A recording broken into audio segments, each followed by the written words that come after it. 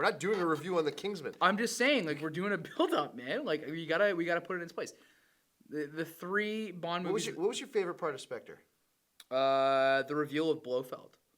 Like, that was good. Tell me more about the reveal of Blofeld. He dressed well. He had the Mandarin collar, like Blofeld did. Except it was. You didn't watch the movie, did you? I did not watch the movie.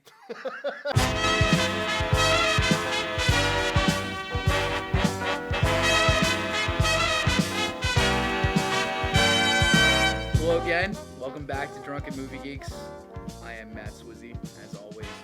With me for the first time since Fantastic Four, is my producer and heterosexual life partner, Chris Chitteroni. Honestly, we've talked at length about doing reviews. We were supposed to do one for Crimson Peak, but actually have a job. I had to sell cell phones and watch a lot of porn. So, our lives are very busy. Listen. Oh, okay. Here's why I didn't watch the movie, and I don't have to justify anything to you guys, because I don't care. I get a message from this guy, and he's like, wow, Spectre, I'm fucking underwhelmed. And I'm like, wow, if Chris is underwhelmed, what am I going to think of it? Because I hate everything by virtue of being human garbage. Or as I like to say when I'm feeling fancy, sentient detritus, which is very hard to say when this has happened. And the pronunciation is detritus. Detritus. See, I say detritus, not detritus, because detritus sounds like a disease. Like, oh, I'm sorry, ma'am, your husband has detritus. I'm just fucking with you, man. I honestly don't know at all. I just... Fuck it. We have a new producer in here, and, like, he's behind the fucking camera right now. Just having a beer. He's like, yeah, this sounds pronounced. I don't give a shit. Dude hasn't had a legit job in over a year, and he's just fucking jerking my chain from behind the camera. But no, I didn't see Spectre. I don't see movies named after ghosts. It's not a thing I'm on board with. It was spoopy. It was very spoopy. It was a spoopy film, and I'm not down with spoopy films. It was underwhelming. Thank you. Skyfall was fantastic. I had a great time watching that movie. It made sense start to finish. Right. Spectre, the whole time, you're just like, what the fuck is going on? And they bring up shit from old movies that you don't remember, and then girls just pop it. Like, oh, okay, James Bond's in love with this girl. Cool, that's normal. And then all of a sudden, he's basically thinking about quitting the spy service to be with this girl he just met, who's a daughter of an old Bond villain you don't even remember. The fuck? I'm just confused. I don't know what's going on. Which old, like, again? I think it's the one from Quantum of Solace, because I never saw that one. Mr. White? Yeah. He was Mr. White's daughter? Yeah, and that's fucking awesome. No, fuck that. It was the girl from Blue is the warmest color. Leah Seydoux. Yeah, who's super hot. Yeah, she's super hot. But she has the gap between her teeth. That's fine. Fatal flaw. Dude, no. Man, you can be the hottest girl with the gap between your teeth. You should have got braces. No, so here's the deal with the gap between your teeth. If you've got a gap, I'm going to fap 100%. I find that, like, sexy. Minimal flaws like that, if you got a gap, damn, girl, what are you doing? Like, No, the gap between the teeth, the only thing worse than a gap between the teeth is girls with, like, negative chins where, like, their jawline just kind of disappears off. Yeah, that's the one. That's hilarious, though. Dude, you know why that's funny, though? And, like, because if anybody has a negative chin, you can totally tell if they shave or wax. Because girls do that. Girls? Yeah. Oh, explain. So girls grow facial hair. That's a thing, guys. Human beings in general grow facial hair. Some women grow more facial hair than others, and I will say Italians. I guess so. Have any of your sisters ever used your shaving products? I don't know. Angela. Back to Spectre. Back to Spectre that I have not seen. So, Spectre. There were so many problems with the film. Beyond. Yeah, thanks, Matt. Thanks for watching the movie and helping me out with this. You gave me one job. He had one job. The job today was to go see Spectre. And what I did with my afternoon instead was read the Wikipedia article while I was taking a shit and go drink beers with my friends. So I could be drunk for the Captain America review that we did last week. It was good. So anyways, Spectre starts off amazing. It has a fantastic tracking shot to start the film. And then it just it descends into comedic ridiculousness. Okay. Where he just falls through a floor and lands on a couch. And then that's not the only time he falls through nothing to land on something very cleverly placed. It happens twice in the movie. And then... So here's my question, though. And, like, this is, the retard that has not seen the movie that I'll probably watch it later when I feel like spending money, and I don't because I'm cheap. But the question is, Do you think they did that kind of ridiculousness because the last 3 Bond movies have been so fucking serious and so dark and so gritty and so, I'm an angsty... So awesome that they needed to just water it down with some garbage. I'm going to play devil's advocate because I prefer the last 3 Bond movies to anything in the other franchise. Sean Connery, great Bond. Roger Moore, he was a little bit too self-aware. George Lazenby was in the role for, 1 fucking movie. Timothy Dalton, 2. Pierce Brosnan, too Irish to be Bond. Don't give a fuck. Anyway, do you think they went a little bit less serious to this? Because people were I think they just had a bad writer. Who wrote that? The same guy who wrote Hugo, and he wrote, he's basically notorious for writing disjointed movies that don't really... But the thing is, with Hugo, there was a dude who could only see in 2 dimensions. Then he saw Hugo in 3D, and it fixed his vision. So Hugo's magic. That's a real fact. Fucking look it up. Google that shit. That's real.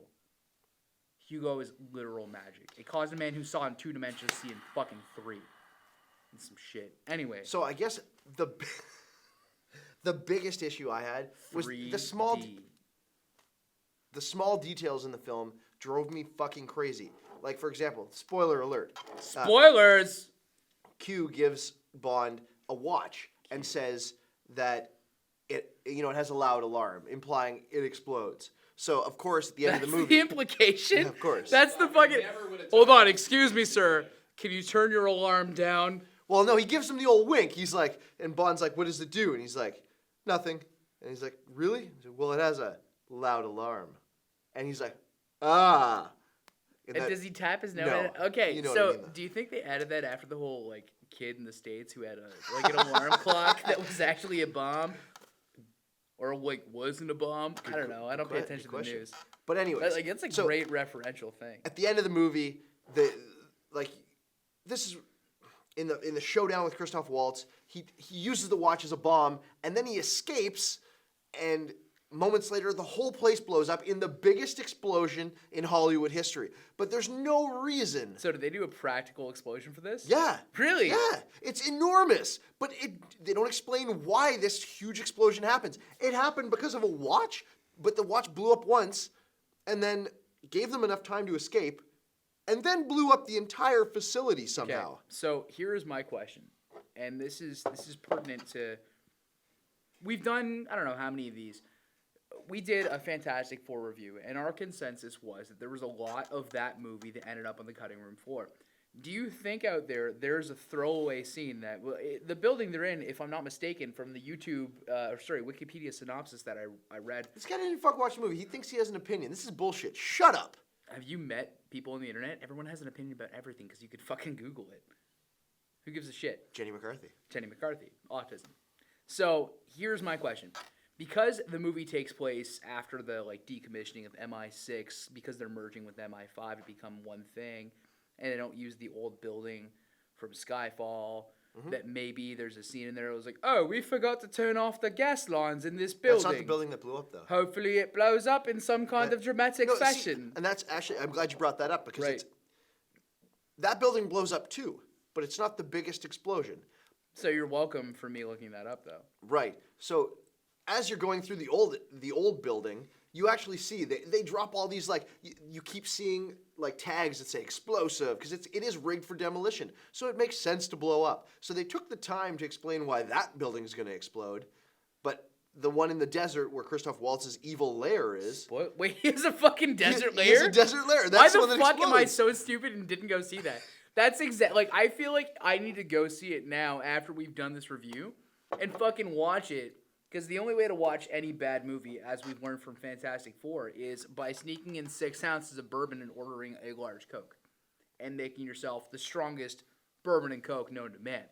So. It tasted horrible. It tasted great. You are a liar. Fantastic Anyways. Four was only bearable because of it. So I'm going to go see Spectre. What is a Spectre, by the way? What's with the ghoul or... It's Hydra. It's Hydra. It's basically Hydra. So that's why there's an octopode. It's basically Hydra. They also ripped off Captain America. See, that I can't stand for. Sins. Captain America as the greatest superhero of all time. I cannot stand for him being ripped off. And I mean, I can always gauge the quality of the movie by... My girlfriend is not a cinephile by any means. And if she gets bored in the middle of a movie, you know it's garbage. Yeah. That's not true. Because you're the exact kind of guy that would bring a girl to the Mad Max movies and have your. But Steph hate liked Mad Max. Though. She didn't come to Mad Max because she knew she'd hate it. Well, good. Okay, All I'm so- saying is No, there's a difference. It's like, for example, like forget Mad Max. It's like when there's a narrative movie, because Mad Max is it's almost an art house film, because it's so strange. It's I'll not give like that to you. it's not like anything you've ever seen before. Whereas Spectre is a fucking pretty normal movie, and it follows very conventional storylines. Right, but it's just bad at doing. It's disjointed. Okay. It's like she was So- always like, "Okay, where are they going again?"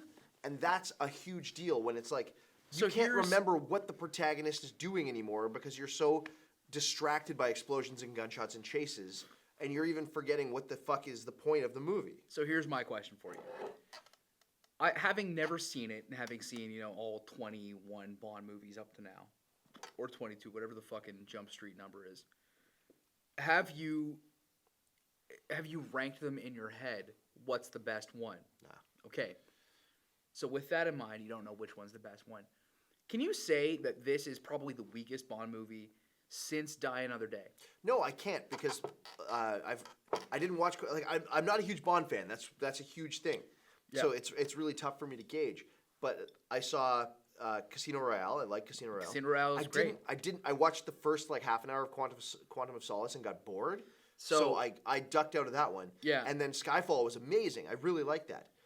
And then watching this one is kind of like I would have turned it off if I was watching it at home because I was bored. It was, So, do you think that the entire point of this was that Christoph Waltz was set up to be the big bad in this movie, and his exposition was supposed to be bigger, but the runtime was so fucking long that they just trimmed it down and only did it's hard to his. say because they definitely made him the big bad because they made it look like all the Daniel Craig movies. Yeah. So far, Christoph Waltz was the guy pulling the strings of all the bad guys. Right. Which that could have been amazing If they had done it well. if they had done it well. There was no lead up to it. Right. It was kind of like an after the fact. It didn't really make sense. And Right. that's where I'm talking about. Everything seemed disjointed. Nothing Right. seemed to line up. And more than anything, that fucking biggest explosion in Hollywood history doesn't make any goddamn sense because it came from fucking watch. Right. But Fuck. in Bond history, watches have been lasers, and lasers cause explosions. If you watch Dune. It's true. But Dune. So this has been Drunken Movie Geeks for Spectre. Next time I promise to watch it, unless it sucks, in which case, fuck it, I'm not going to do it. I've been Matt Swizzy, he's been Chris Chitteroni, and you've been lovely. thanks for watching. Thank you. Subscribe to our channel.